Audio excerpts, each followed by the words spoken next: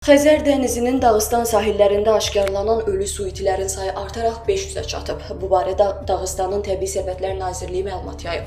Məlumata görə heyvanların cəsədləri Respublikanın bir sıra rayonlarında tapılıb. Qeyd olunub ki, Nazirliyin mütəxəssisləri Mahaçqala, Qarabudaq kənd, Qaya kənd və Dərbənd rayonlarının sahil zolağında araşdırma aparıblar. Nəticədə sahillərdə ölmüş 484 su itinin cəsədi tapılıb. Heyvanların ölüm səbəbini müəyyən etmək üçün Dağıstanın Təbii Sərvətlər Nazirliyi müvafiq qurumlara müraciətlər göndərib. Sahil ərazilərində tədqiqatlar davam etdiriləcək. Nazirlik əlavə edib ki, Xəzər su itlərinin tələfi hər il məməlilərin miqrasiya dövründə baş verir. Alimlər hesab edirlər ki, bu hadisənin əsas səbəbi seysmik aktivliklə bağlı olan dəniz dibindən təbii qazın ayrıldığı ərazilərdən keçərkən heyvanların boğulmasıdır. Əlavə edək ki, Xəzər su itisi və ya nerpası Xəzər dənizində yaşayan yeganə məməli heyvandır.